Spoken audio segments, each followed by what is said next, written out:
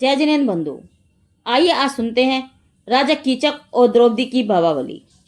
कैसे कितने ही भव तक संबंध बनते चले जाते हैं और समय पाकर जीव वैराग्य धारण करके संसार चक्र छोड़कर मुक्ति की ओर बढ़ जाता है। एक विराट नाम का नगर था। वहां राजा विराट राज्य करते थे। उनकी रानी का नाम सुदर्शना था। उसके यहाँ 5 पांडव और द्रौपदी गुप्त वेश में रहते थे।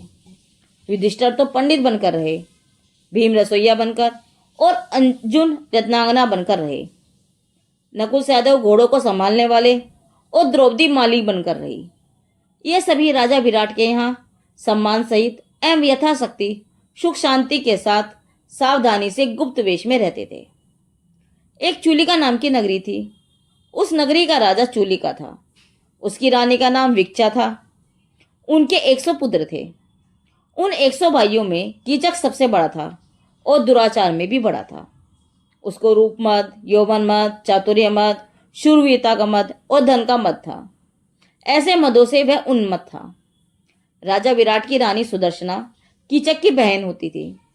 कीचक अपनी बहन से मिलने के लिए विराटपुर आया। वह द्रौपदी को देखकर उस पर कामासक्त हो गया। उस पापी ने यह नहीं जाना कि यह महासती है। कैसी है द्रौपदी? महासुगंधित शरीर है जिसका। उस शरीर की सुगंध से 10 दिशाएं सुगंधित हो जाती हैं और रूप लावण्य सौभाग्य गुण से युक्त है। उसके दर्शन मास से ही कीचक मां मानी होने पर भी उसका मन द्रौपदी में आसक्त हुआ और दीनता से अनेक उपाय करके द्रौपदी को लोभ दिखाने लगा। परंतु वह महासती, जिसको पर पुरुष तरण समान है, उस दुष्ट की बलजोरी से आक्रांत होकर उसने भीमसेन को संपूर्ण वृत्तांत से अवगत कराया। भीमसेन के निर्देशानुसार उसने कीचक से झूठी वार्ता करके विश्वास उत्पन्न किया। महाधीर भीमसेन रात्रि में द्रौपदी का वेश धारण करके कीचक ने जहां संकेत दिया था वहां एकांत में गया। महाकामासक्त कीचक उसी को द्रौपदी समझकर तुरंत ही उसके पास आया। जैसे हाथी स्पर्श इंद्रिय के वश में होकर गड्ढे में गिरने आता है, वैसे ही वह भीमसेन को द्रौपदी समझकर उसके पास आया। भीम ने दोनों हाथों से उसका गला पकड़ा और जमीन पर पछाड़ दिया। पैरों से मसला, मुक्कों से प्रहार किया और जैसे पर्वत पर वर्ष पड़ते हैं उसी प्रकार कीचक पर भीम की मुट्ठी पड़ी। उस कामी कुशील के अभिलाषी को अन्याय का फल दिखाकर भीम ने छोड़ दिया। जो दयावंत उज्जवल मन है वे ऐसी पापी को भी नहीं मारते, समझ जीवों पर दया भाव रखते हैं। कीचक भी पाप का फल प्रत्यक्ष देखकर विषय से विरक्त हुआ और उसके मन में अपने दुष्कृत्य के पश्चाताप के साथ साथ वैराग्य भाव हिलोरे लेने लगा। देखो परिणामों की विचित्रता। थोड़ी देर पहले विषय अभिलाषा के तीव्र पाप परिणाम और थोड़ी देर बाद शांत भाव रूप वैराग्य परिणाम।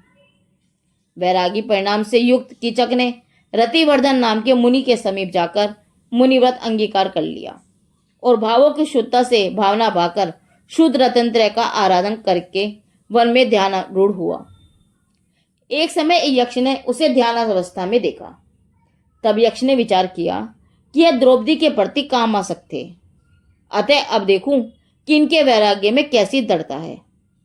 इस विचार से उस यक्ष ने कीचक मुनि की परीक्षा के लिए अर्धयात्री में द्रौपदी का रूप दिखाया और कामयुक्त उन्माद रूप मीठे शब्द सुनाए। परंतु वे मुनिराज तो उसके शब्द सुनकर भी बहरे के समान हो गए, उसका रूप देखकर भी अंधे के समान हो गए। रूप महामनोहर विलास रूप, परंतु अंधा कैसे देखे? महासुंदर श्रृंगार से युक्त शब्द, परंतु बहरा कैसे सुने? कैसे हैं कीचक मुनि, जिन्होंने इंद्रिय समूह को वशीभूत किया है, जिनका मन शुद्ध हुआ है? उसी समय कीचक मुनि को केवल ज्ञान उत्पन्न हुआ।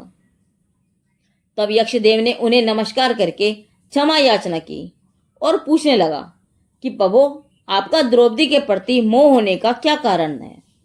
तब कीचक केवली अपने और द्रौपदी के कितने ही पूर्वभ इस प्रकार कहने लगे।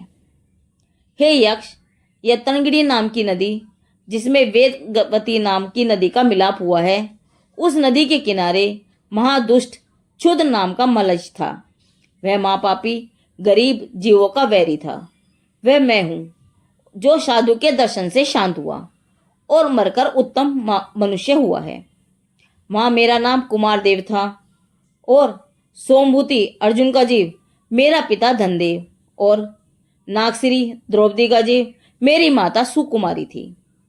उस पापिन ने मुनि को आहार में विष देकर मारा और मुनि हत्या के पाप से नरक में महादुख भोगकर तिरंज हुई। इस प्रकार अनेक भाव नरक तिरंज के किए। मैं कुमारदेव उनका पुत्र मलेश से मरकर उत्तम कुल को तो पाया, परंतु यति अर्थात श्रावक के व्रतों का पालन नहीं किया और अज्ञान से अनेक भवों में भ्रमण किया। एक सीत नामक तापस था, उसकी मर्ग संगनी नाम की तापसी थी। मैं उसका मधु नाम का पुत्र हुआ। उस तापस के आश्रम में मैं बड़ा हुआ। एक विनयदत्त नाम के मुनि को किसी एक भाग्यवान पुरुष ने आहार दान दिया। उसके पंच आश्चर्यों का अतिशय देखकर मैं मुनि हुआ और वहां से स्वर्ग में गया और वहां से आकर कीचक हुआ हूं। कुमार देव की पर्याय में सुकुमारी नाम की मेरी माता ने चिरकाल तक संसार भ्रमण करके दुख भोगा। दुर्गंधा अनुमति नामक मनुष्यनी होकर महादुख भोगा। तत्पश्चात अरिचका होकर निदान सहित तप किया, जिसके प्रभाव से देव योनि पाकर फिर द्रौपदी हुई। अनेक भाव में उसके और हमारे संबंध हुए। किसी जन्म में माता, कभी बहन, कभी पुत्री और कभी स्त्री हुई। इस कारण मुझे उसके प्रति मोह हुआ। यहाँ गौतम स्वामी राजा श्रेणिक से कहते हैं कि हे श्रेणिक, इस संसार चक्र के परिभ्रमण में संयोग का वियोग होता है। माता मरकर बहन होती है, बेटी होती है और स्त्री होती है, और स्त्री मरकर माता होती है, बहन होती है, बेटी होती है। यह संसार चक्र का चरित्र है।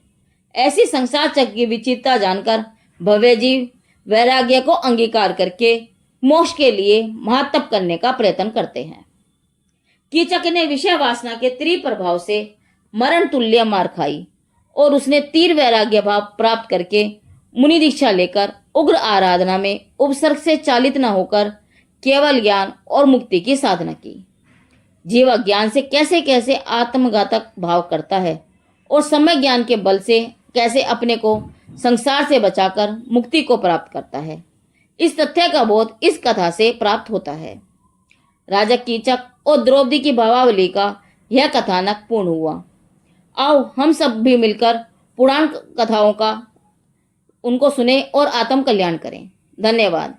जिनदेव की वाणी आगम वाणी।